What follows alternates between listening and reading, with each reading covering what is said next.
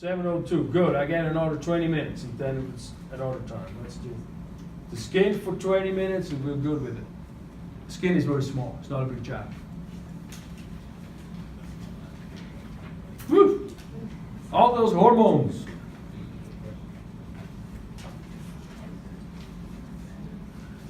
The skin is a small chapter, but it's the largest organ we have, the integument. It covers the external surface of our body. Yeah, we can touch it. We know that. It has a few parts to it. It has an epidermis on top.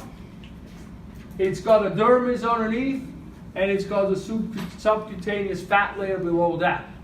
Or sometimes they call that also a hypodermis. Hypodermis.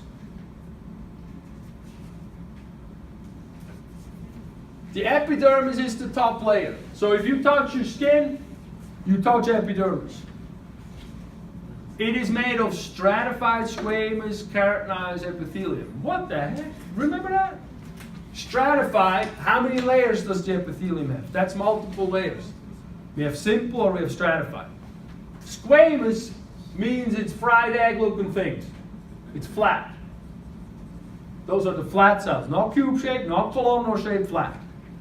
You don't want skin being all columnar shaped sticking up. That would look really strange.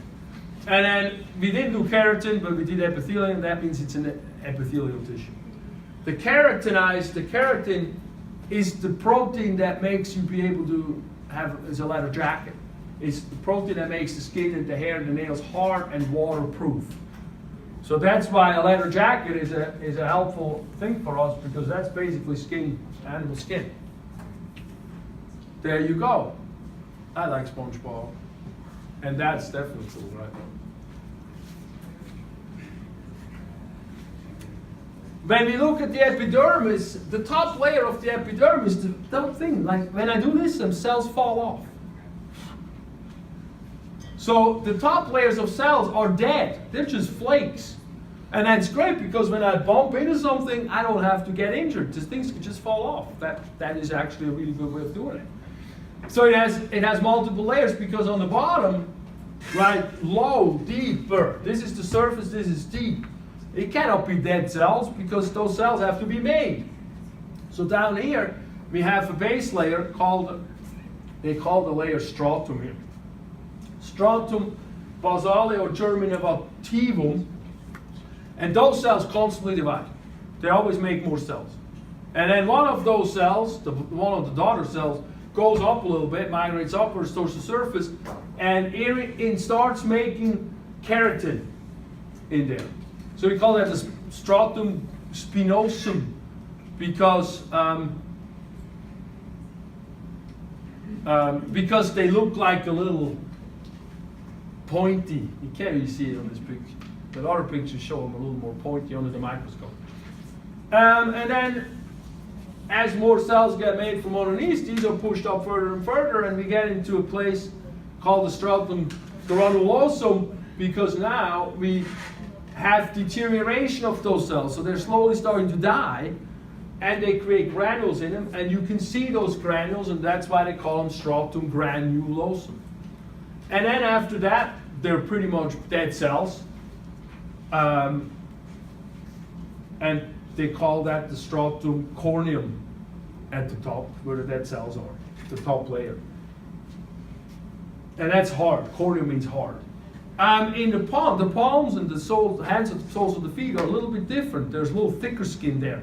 And we have one layer in between, and that layer is known as the stratum lucidum in there. I know. If you need to know those words, you look it up in the review. You study what we do for the test, okay? Make sure you try to understand as much as you can when I'm talking about it. So when you look at the cells in the epithelium, we look at these cells that make the keratin, and those are keratinocytes. So those are the main cells. Then we have other cells, and they include... hold on, I gotta do something real quick. My battery's running out.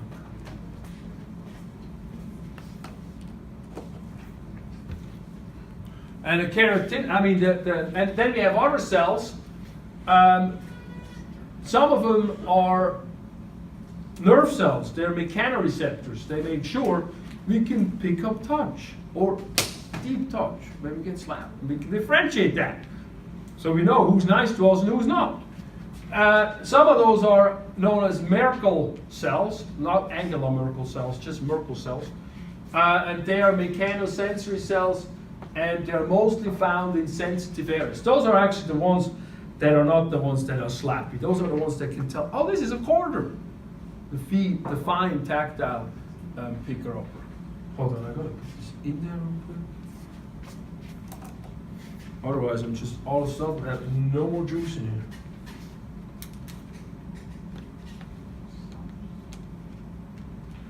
Not prepared. All right.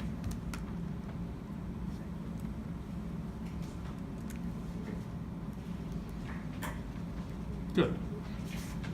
And then we got melanocytes, and that's the skin darkness thing. So the melanocytes are interesting. They are like at the bottom and have long cellular extensions. And the cell extensions, they reach over other cells and sort of cover them a little, cover their nucleus so their DNA doesn't get damaged by the UV radiation. So we all have melanocytes. It's just, are they active? How active are they? It's a question of how dark the skin is. So if fair-skinned people go to the sun, they get a little brown. Brown-skinned people go to the sun, they get a little more brown. And that's what that is. It's not that one has it and one doesn't have it, and it sure ain't anything else that people are talking about it about different color skin. It's just, are we using it or not? That's the only thing. And that's the melanocytes, making melanin. And then we got the long john cells. Longer Hans means long johns. Hans means John, and long in German means long. So those are the long johns. They are antigen-presenting macrophages.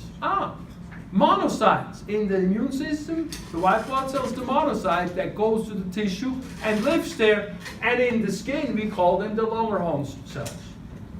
And that's what they do in the skin. So they make sure no bad stuff comes in, and we can eliminate it if it does. And look at this nice picture. There's all the layers. There's different cells, and so you just sort of have an overview.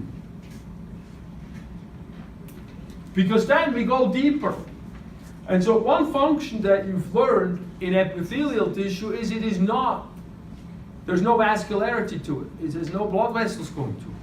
So this top layer is actually no blood vessels at all. So if you cut yourself and you bleed, you know you cut through the entire epidermis. Because you've got to have to cut one of these blood vessels down here in the dermis. So the dermis gives the skin resistance. So when you pull on it, it doesn't come off, and it's flexible. It helps it not tear, and it gives it some plasticity. So yeah, it can deform and go back to the regular shape afterwards. It has a lot of collagen and a lot of elastic fiber in it. The top layer of the dermis is known as the papillary layer, and you see those little peg-like structures that go up here? They go through the whole thing. So they're three-dimensional fingers that stick up. And they anchor the epidermis to the deeper structures. Those peg-like projections increase the surface area, heighten number depend on mechanical needs of an area, and they also, through that coming closer to the surface, assure proper nutrient and nerve supply to the epidermis. Remember, it's avascular. And then below that layer, we have a deeper reticular layer, and that anchors the dermis into the subcutaneous fat layer. And that's underneath the skin fat that we have.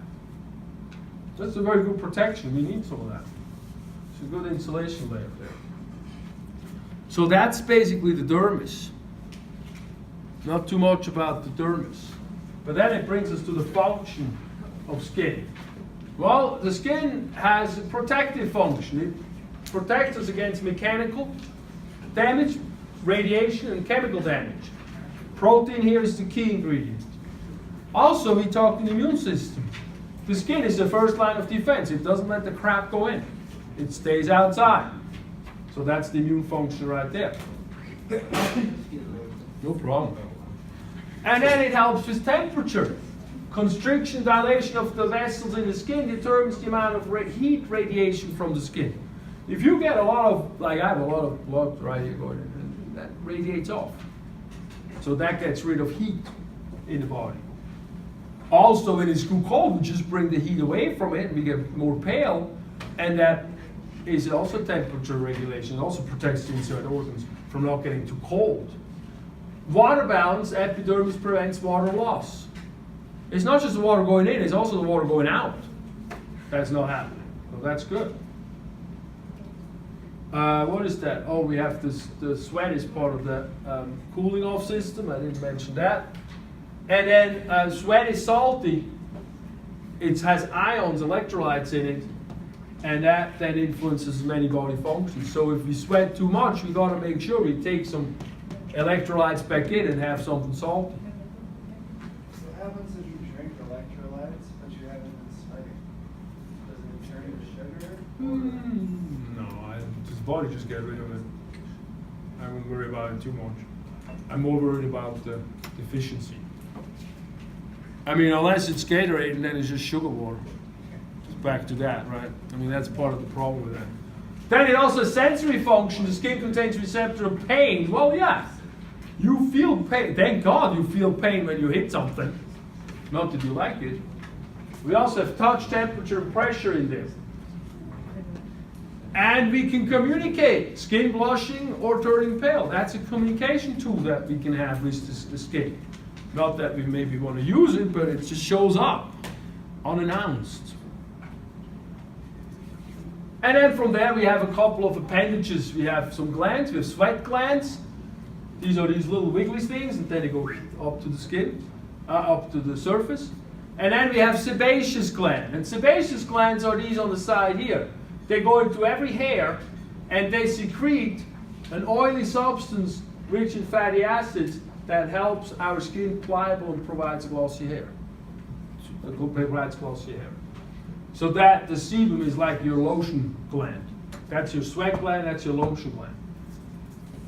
So that's the gland, the two different glands we have up there. And then of course we got hair. Hair provides heat and touch sensation for the body. The hair shaft, right here, so that's a hair shaft. That's enclosed by a hair follicle, that's the outside portion of it. Hair follicle, and then a sebaceous gland. Where did they write the sebaceous gland? I guess right here, the small little wiggle here feeds into it as well. Also attached to the hair is a muscle known as the erector pili muscle. And when the hair comes out at a 45-degree angle, you can see it. It doesn't come out straight, it's a little angle. And so when it's cold, for example, or when a cat is in danger and needs to make itself bigger, the hair stands up and gets fluffy. That happens too with us.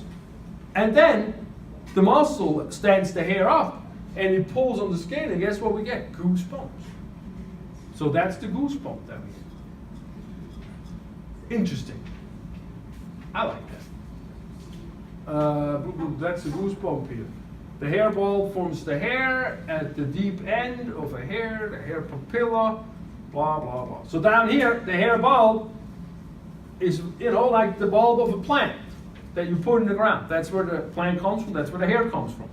And then at the bottom, we have the papilla, and the papilla is this thing sticking up a little bit, and that's where we have nerve and blood vessels coming into it. All right, good. I think that's it. Oh my Lord, one more slide. Nails, oh yeah, well, of course we can't have no nails. Nails are really weird.